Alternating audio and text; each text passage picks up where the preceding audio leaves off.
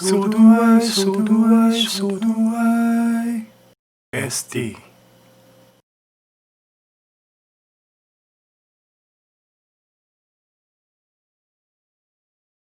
상황과 정황, 증거가 이렇게 있는데도 아직도 질병 통제 당하시면서 사업을 혹시나 하고 계속 하실 생각이신가요?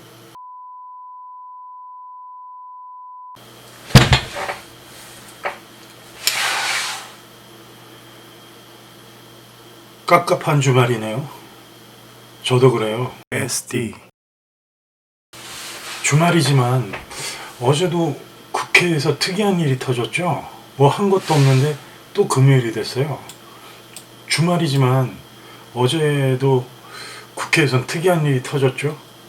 원래 추 장관님이 쏘아올린 검찰의 특수활동비를 문제로 만들어서 야당과 여당이 부딪힌 것입니다.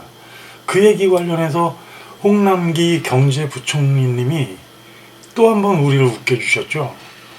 네, 일전에 부동산 3법 나왔을 때 자신의 집에서 살던 사람이 부동산 3법을 발동하고 살던 집에서 쫓겨나서 집을 구하지 못했던 분, 그분 맞습니다. 자신들이 만들어낸 3법 때문에 자신이 살던 집을 구하지 못하고 살던 집을 쫓겨났고, 원래 세줬던 자신의 집은 자신이 만들어낸 법안 때문에 내보낼 수 없어서 텐트를 치고 살아야 할 판이 됐던 그분 맞습니다.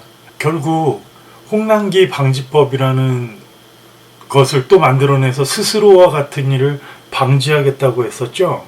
개그 콘서트가 없어졌는데 더 웃긴 이분을 보면서 근래에 한참 즐거웠는데 엊그제 새로운 장르로 다시 웃음기 빠진 힘든 세상을 또 웃겨주시려고 찾아오신 것 같습니다. 홍남기님은 어제 국회에서 문정부가 4년 동안 특수활동비 40%를 축소했다고 하셨는데, 그런데 우리가 알기로는 그 특수활동비가 추미애 장관님의 윤 총장 때리기 수단으로 사용되는 것을 알고 있으며 직접 특수활동비의 이름으로 나가는 돈은 줄었지만 이름을 바꾸고 더 크게 활용되는 것을 알고 있습니다. 홍남기 의원님이 말씀하신 것보다 10% 이상 늘어버린 것을 정치 조금 관심 있는 모든 분들이 알고 계실 것입니다. 단순히 같은 이름이 아닌데 같은 방식으로 쓰여지는 돈이 있다는 것은 모두가 알고 있습니다. 그래서 홍 부총리님 말씀이 개그 코드였죠. 이 부분에서 마치 타조가 땅에 머리를 박고 묻으면서 공포를 이겨내는 방법처럼 보이기도 하며 새로운 방식의 웃음이 느껴지도록 해주었습니다. 그럼 추 장관님의 특활비는 어떻게 활용했을까요?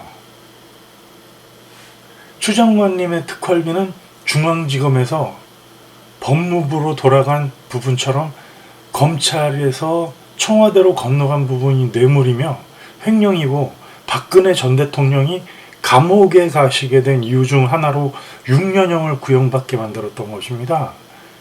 추 장관 혼자 아니라고 우기시지만 이런 걸 세세하게 따지면 추 장관님 역시 법을 어겼다는 소리죠.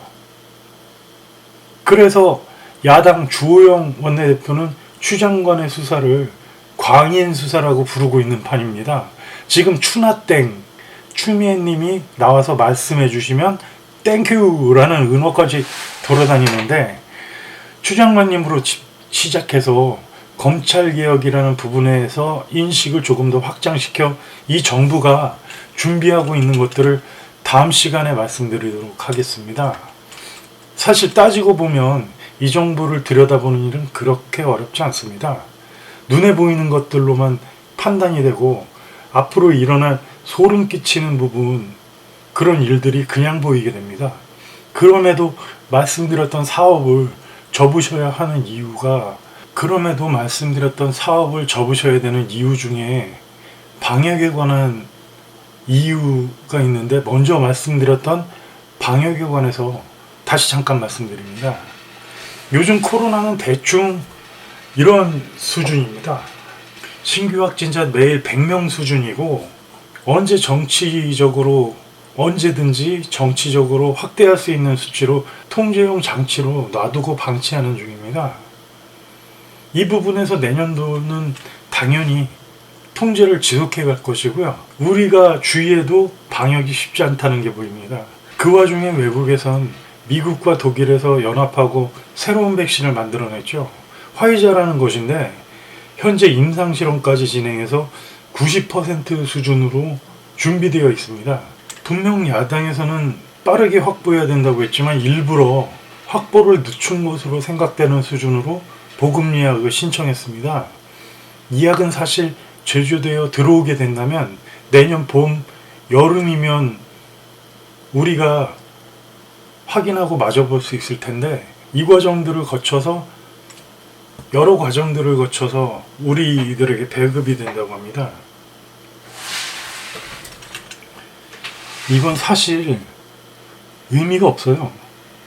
이렇게 복잡하게 절차를 다시 또 거칠 필요도 없고요. 임상실험이 거의 끝나서 90%인 것으로 보이는데 이걸 들여와서 또 임상실험을 한다고요? 우리가 기술 최강국이라고 착각하셨던 모든 국뽕분들 정신 좀 차리세요. 우리나라는 코로나 백신을 만들지 못했습니다. 다른 나라에서 만들어진 것을 백신 만들 기술도 아직 없는 우리나라가 무슨 수로 검사하나요? 만들어진 것을 쓰기도 빠듯한데 바로 풀어도 늦었는데 이걸 묶어둘 방법으로 슬며시 던져둔 것입니다. 뭐 약이 무슨 성분인지를 파악할 수는 있겠죠. 그래서 복사하듯이 만들어낼 수는 있을 것입니다. 제가 미리 말씀드렸었죠. 대선에서 쓸 대통령의 히든카드, 제가 미리 말씀드렸었죠. 대선에서 쓸 대통령의 히든카드로 놓인 것이 대선에서 쓸 대통령의 히든카드로 놓인 것이 백신인 것입니다. 코로나 백신인 것입니다. 대통령이 코로나 백신을 돌리면서 나서서 말씀하실 것입니다. 제가 국민을 위해서 해드릴 수 있었다. 그나마 늦었지만 다행으로 생각한다며 말씀하실 때 국민들의 일부가 눈물을 흘리며 정말 고맙다고 느끼실 것입니다. 먼저 말씀드린 알이라는 대본에서 알이 깨진 것은 아니니 내가 잘 돌보겠다. 어쩌면 위대한 지도자가 아직 죽지 않아서 알에서 나올 수 있다. 그런 말입니다. 감사할 분들 정말 많으실 거예요. 고마워할 수도 있어요. 그런데 이걸 노리고 뻔히 알면서 진행되는 거예요. 정말 이 부분을 고마워하실 겁니까? 고마워하실 부분이 있다고 생각하십니까? 고마워해야 하는 것입니까? 이미 돌릴 수 있는 부분이 있어요. 그럼에도 돌리지 않고 극적인 효과를 생각하며 일부러 돌릴 수 있는 기회를 늦추는 거죠. 제인산성, 광화문에 쌓기 전에 사람들 몰릴 만한 부분을 신경 썼으면 지금 오늘의 신규 확진자가 이렇게 늘어있지 않아요.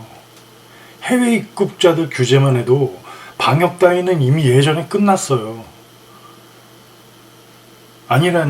아니라고 생각하시나요? 아니라고 생각하시나요?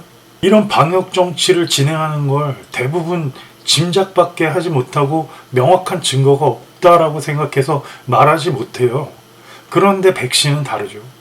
이미 방역 통제는 명확한 단서들로부터 확인이 되었고 계속 통제할 것이라는 걸 다들 알고 있어요.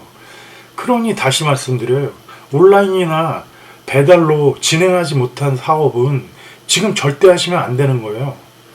대선이 끝나서 지금 집권 여당이 바뀌면 정부 지침을 보시면서 준비를 천천히 하시더라도 지금은 아니라는 말씀입니다.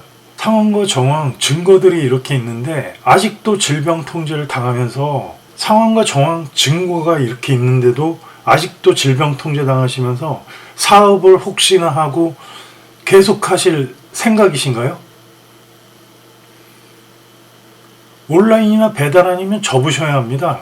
결국 이런 복잡한 절차는 대선 기간 전후로 만들어서 다시 정부 집권 여당에게 힘을 실을 수밖에 없어요.